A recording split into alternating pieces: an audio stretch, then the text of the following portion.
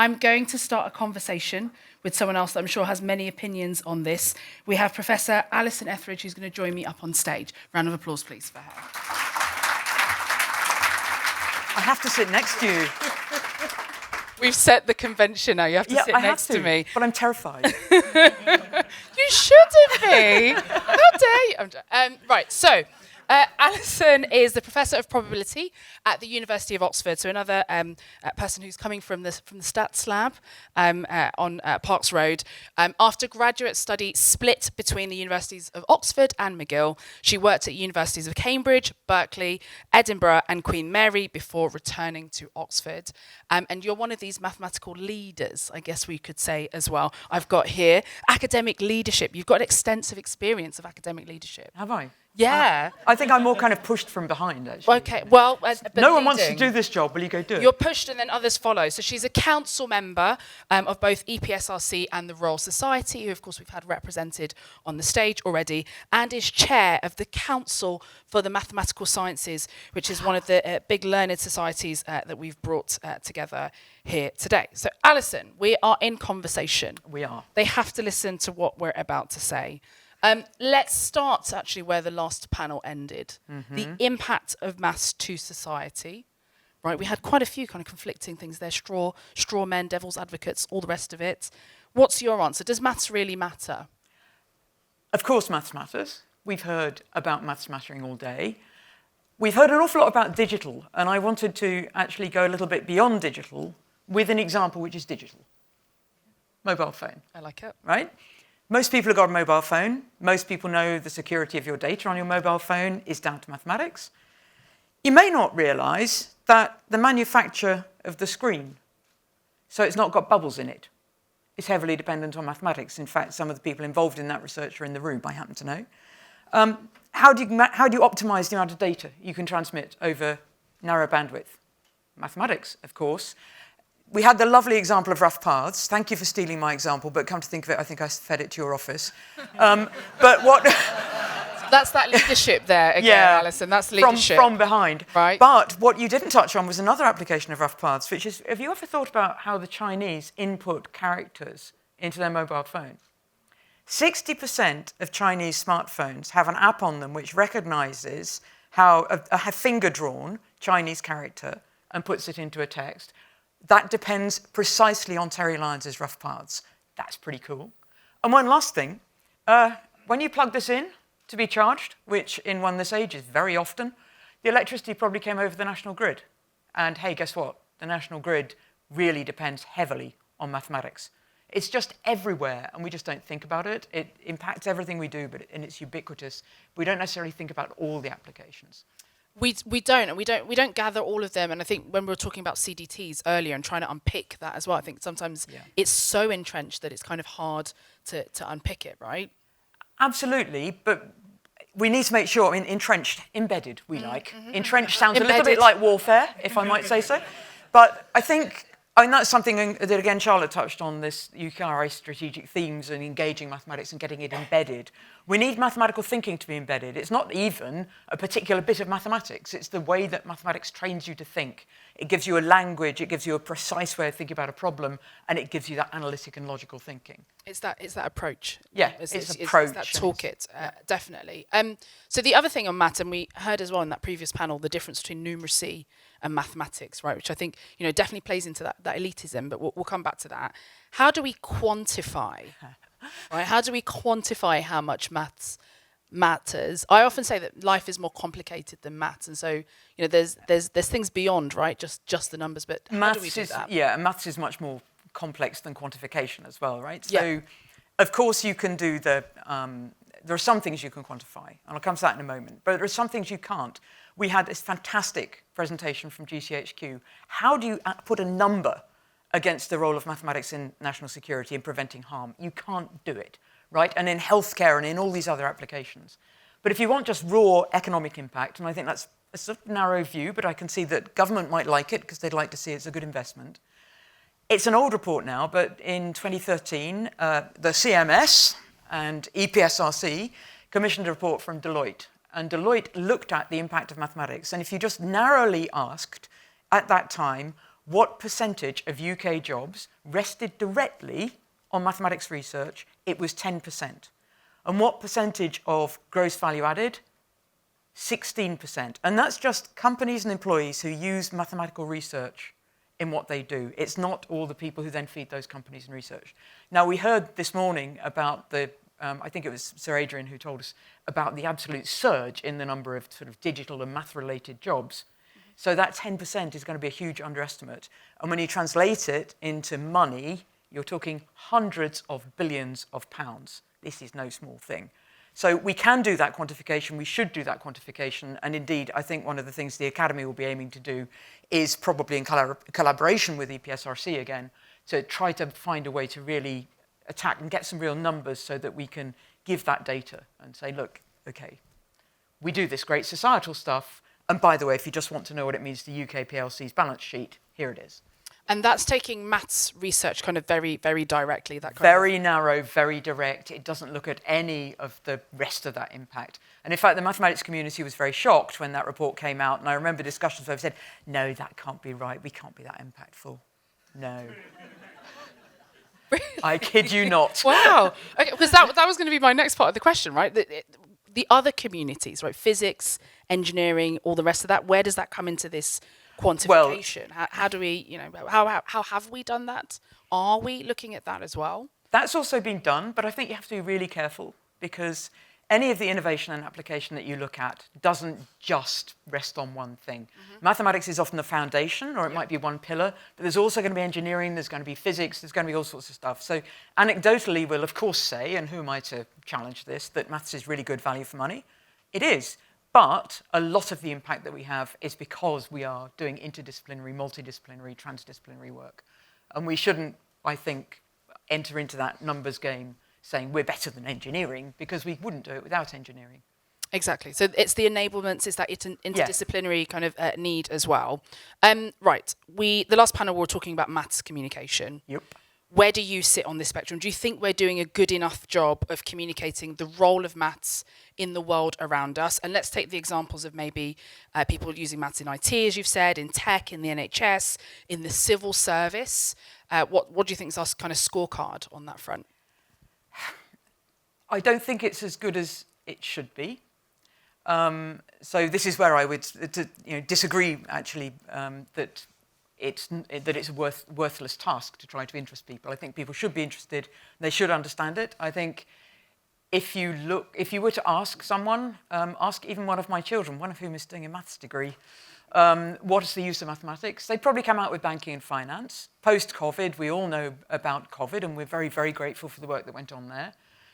Some people might mention the weather forecast, but I don't think they'd mention everything from medical imaging through to sort of all the many things that you have in healthcare, monitoring and distribution and all that kind of thing. They wouldn't mention battery storage through to distribution in energy. They wouldn't see the impact on conservation. There are lots and lots of examples that just wouldn't spring to people's minds. I think they'd be unaware of them. So I think we ought to be doing more. And I think we need to be a bit careful about some of the things that we project. I could give you any number of examples of really cool applications, including Chinese handwriting recognition, where I'm not sufficiently expert in the maths to be able to really pin down for you, this is how the maths work, this is exactly what it did, and explain it. Even as a research mathematician, I don't think we should be shy of explaining how fairly elementary mathematics has a really big impact. I think it's a really important point, but it's also knowing that there are a lot of folks who would be hooked by that if we were able to explain it in that depth.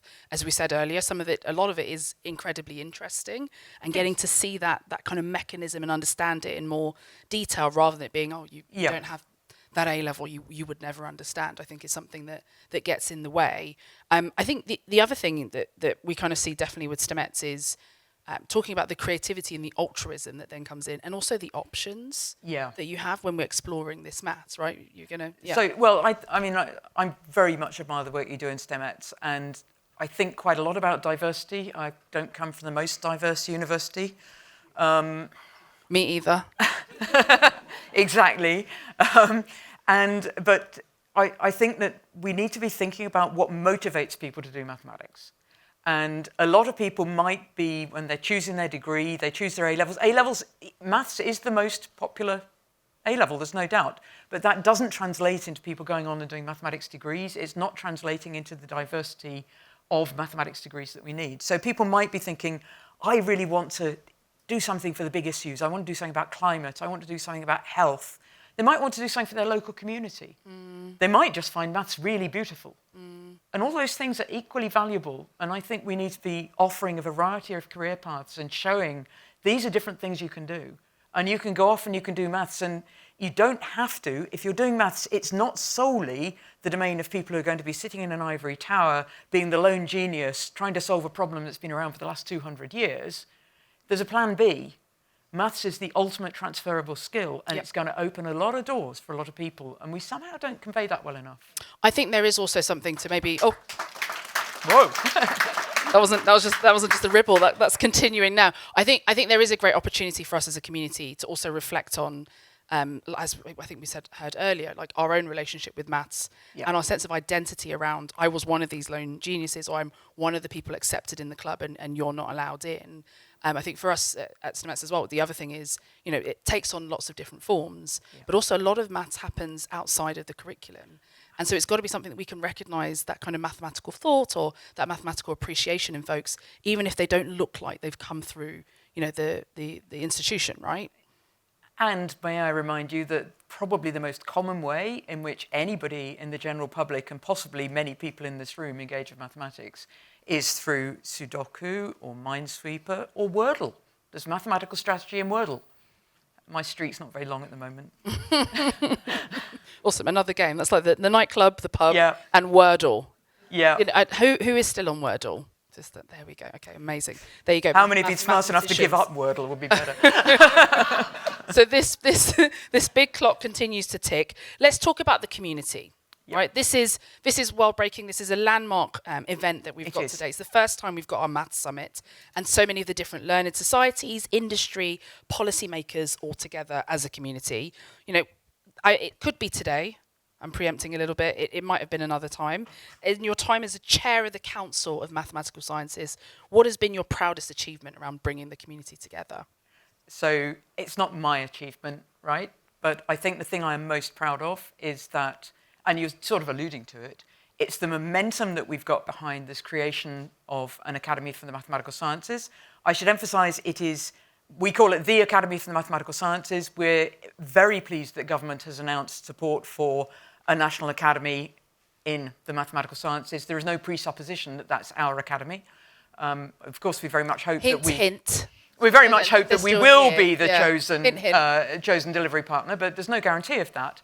But what's been really exciting, is the very process of bringing together academics, educators, people who work with mathematics into just behind trying to create this single voice, this single representative institution, which will represent the whole of the mathematical sciences and support it through engagement with all these different communities. Bringing those communities together has actually created things like this. It's what has led to the Maths Manifesto. If the Academy didn't happen, we've cohered, we've become a cohesive body as a community. It's a little bit fragile still, we've got to keep going. But 3 years ago, a Maths Manifesto signed up to by the Academy for the Mathematical Sciences, the Council of Mathematical Sciences, all these guys, and with input from a huge swathe of the community beyond that, it would just have been unthinkable. And I'm just immensely proud of what's been achieved by, shout out for, 80 plus volunteers who work on that.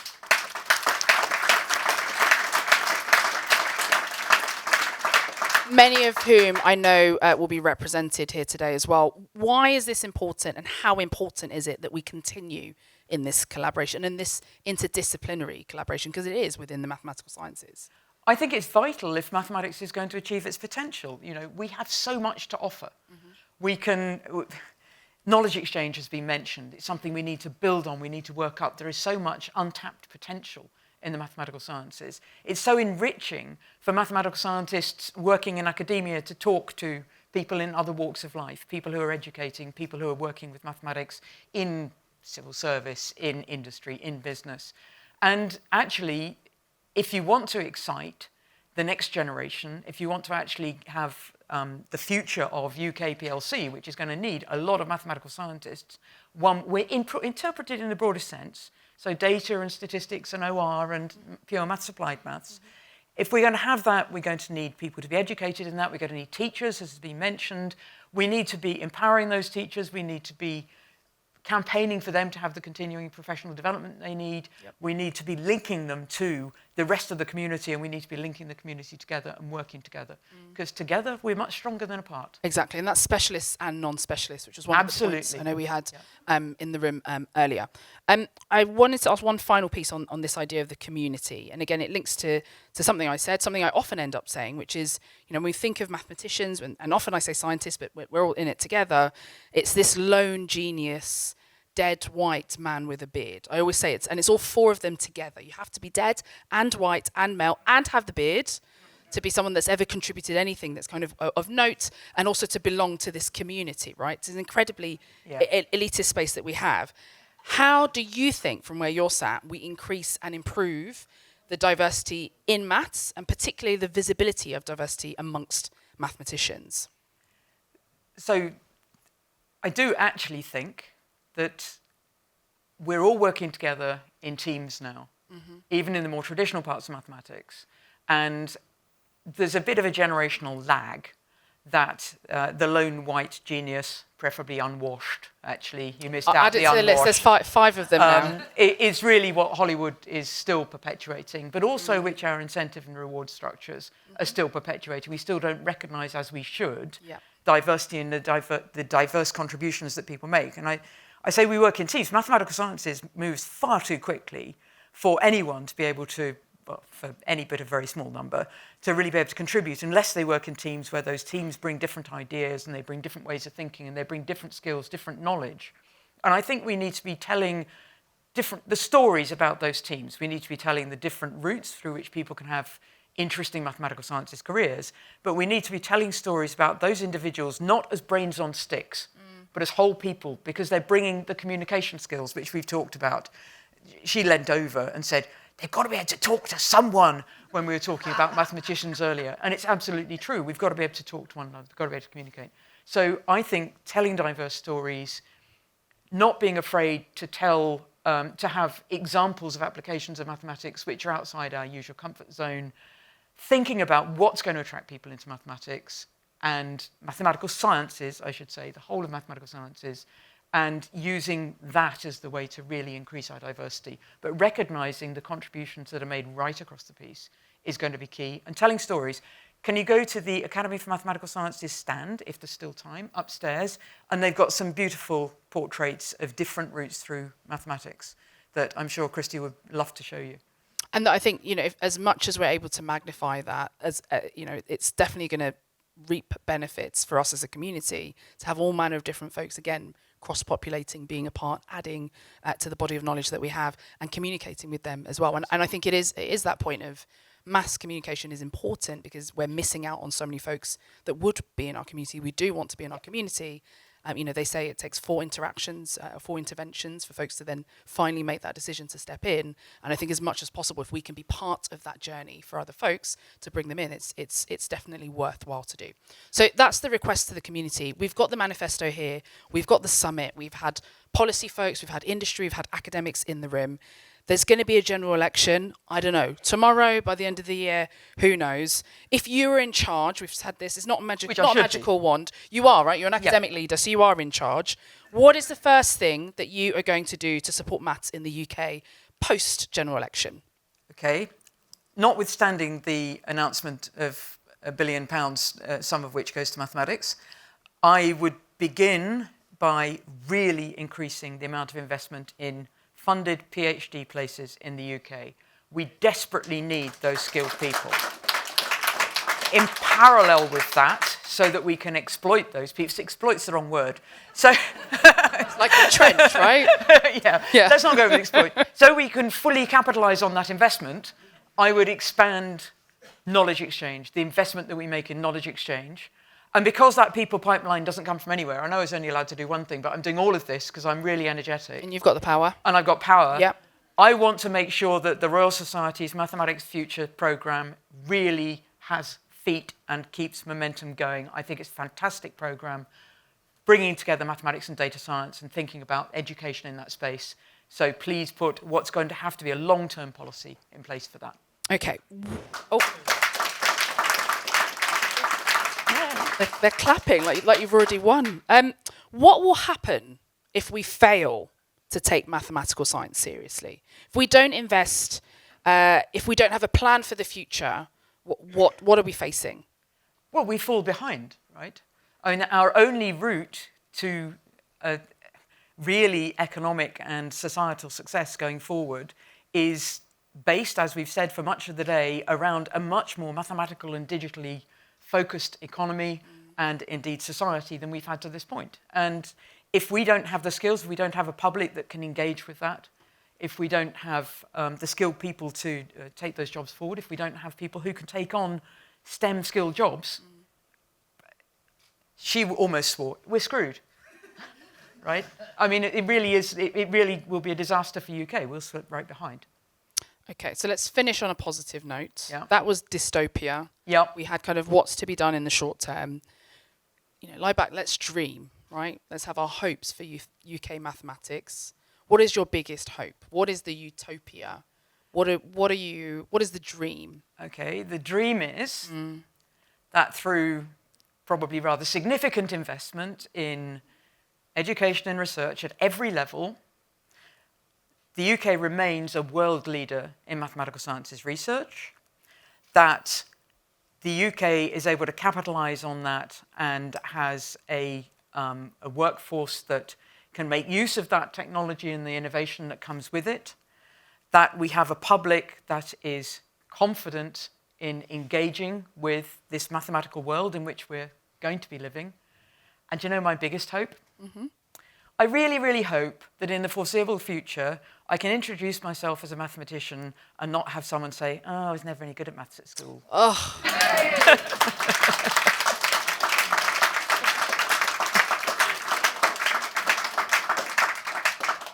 That is the dream. It is. I had to do the press junket this morning. I did 9 back-to-back BBC radio interviews. Wow. And almost all of them started, in fact, including the Sky News one at 7 o'clock this morning, all of them started with, oh, I was never great at maths, I don't really get this maths thing. And how amazing would it be if we do move forward into that utopia? I hope that's motivation for us all to do what we've said, right? To lean into this manifesto, to continue to work together and to make sure that this isn't just, you know, the first UK Maths Summit and it ends there, but that we really do have this sea change. If you'd like to join me in thanking Professor Alison Etheridge.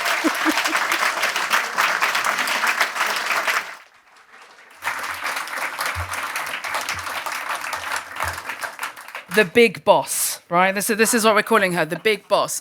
So that brings us to the end of proceedings for today. I've had an absolute ball. I know we're not going to call it Glastonbury, but the Glastonbury of mathematics, I think, has been a great success. A big, big thank you to all of you who are here. And I think so many highlights, so many things to draw on, so many lessons to learn, so many tough discussions, actually, and really questioning, going back to the statistics, to the data. Why is this important? Why is it happening? Who do we need to hold accountable? And why are we running towards this? I think the only other thing I should pick up on, and I'm going to say it in this room because I know you'll appreciate it, 1 billion. When did that change? What 1 billion meant? Do we all know what I'm talking about? Yeah.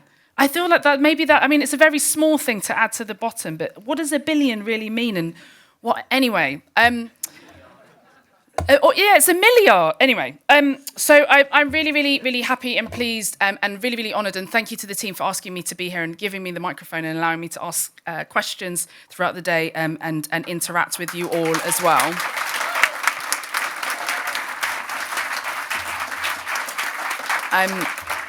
This manifesto is not new today, but I'm hoping that we have a renewed energy, right? Everybody here, please do take one and read them. It's part of your homework.